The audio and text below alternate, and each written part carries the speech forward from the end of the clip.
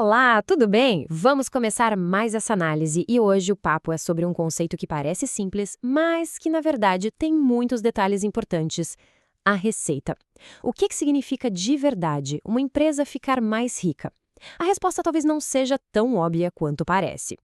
Para começar, vamos direto ao ponto com essa pergunta aqui. Será que ter um monte de dinheiro entrando no caixa é o único sinal de que a empresa está enriquecendo? A resposta curta, não. E é exatamente o porquê disso que a gente vai entender agora. Então, vamos mergulhar fundo nisso. Para a contabilidade, essa ideia de ficar mais rico não é só uma sensação, sabe? É um evento técnico que tem nome e sobrenome, receita. E é a medida real, oficial, que mostra que a riqueza de uma empresa aumentou. Olha, o jeito mais fácil de pensar nisso é com essa analogia bem simples. A despesa é quando a empresa, na essência, fica mais pobre. É a carinha triste da história financeira. E a receita? Bom, a receita é o oposto total. É o evento que, no fim das contas, deixa a empresa mais rica. É a carinha alegre que a gente quer ver. Agora, vamos para a definição um pouco mais formal. Uma receita acontece quando os ativos da empresa, ou seja, seus bens, seus direitos de receber, aumentam, ou quando os passivos, as dívidas, diminuem. Mas o pulo do gato é que isso acontece sem ter uma carinha triste de valor igual do outro lado. O resultado final tem que ser um saldo positivo, um aumento real na riqueza. E aqui, ó, tem uma regra que é para decorar mesmo, é a mecânica da coisa.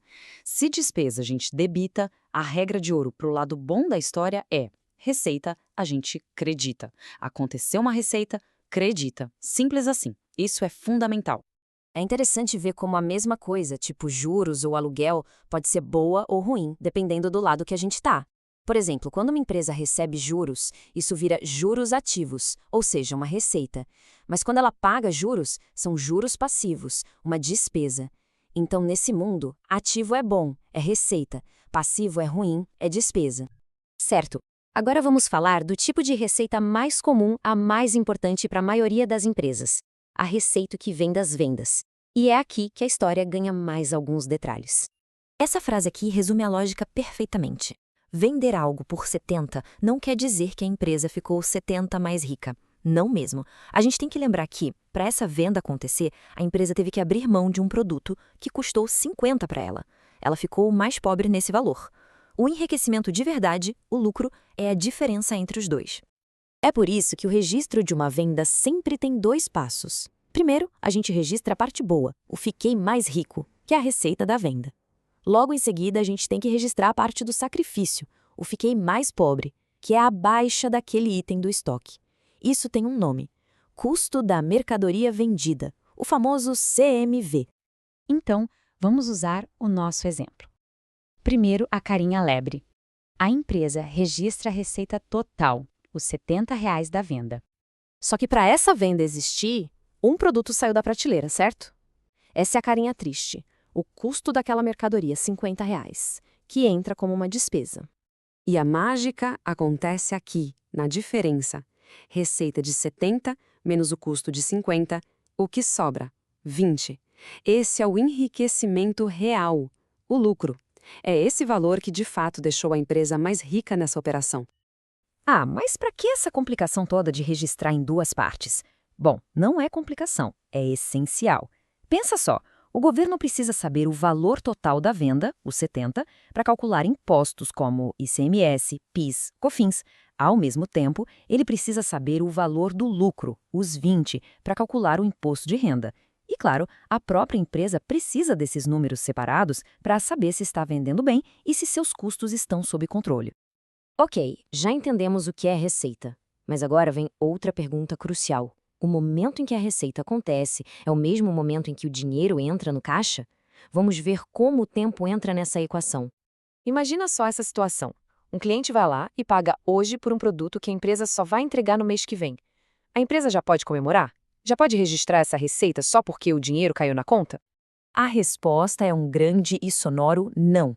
Aquele dinheiro que entrou adiantado não é receita. Contabilmente, aquilo é um passivo. A empresa agora tem uma dívida, uma obrigação com o cliente. Ela deve um produto ou um serviço. Receber o dinheiro antes da hora não é ficar mais rico, é, na verdade, criar uma obrigação. A lógica é essa aqui, ó. Em dezembro, quando o dinheiro chega, a empresa não ganhou a receita ainda, ela ganhou uma dívida. Foi só em janeiro, no momento em que o produto foi entregue, que a mágica aconteceu. Aí sim, a dívida some e a receita é finalmente registrada no lugar dela. Então, o ponto central é esse. Não importa se o dinheiro vem antes ou depois. Se o serviço foi feito em dezembro, mas o pagamento só vem depois, a receita é de dezembro. Se o pagamento foi em dezembro, mas o produto só foi entregue em janeiro, a receita é de janeiro. O que manda é o que a gente chama de fato gerador, a entrega do bem ou a prestação do serviço. O dinheiro é só um detalhe de quando ele é recebido. Ufa, bastante coisa, né? Então vamos juntar tudo e revisar os pontos mais importantes que vimos até aqui. Então, para a gente fechar. Primeiro, receita é o evento que realmente faz a empresa ficar mais rica. Segundo, a regrinha de ouro. Receita, a gente acredita. Terceiro, nas vendas, a gente sempre separa o registro da venda e o registro do custo. E, talvez o mais importante de tudo, o momento da receita é definido pela entrega, por quando ela é de fato ganha, e não por quando o dinheiro cai na conta. E para a gente terminar, fica aqui essa reflexão. Se receita e lucro não são a mesma coisa que dinheiro no banco, isso abre uma porta para uma pergunta bem intrigante. Como é que uma empresa que parece super lucrativa no papel pode, na vida real, quebrar por falta de grana para pagar as contas? Fica aí o pensamento, até a próxima!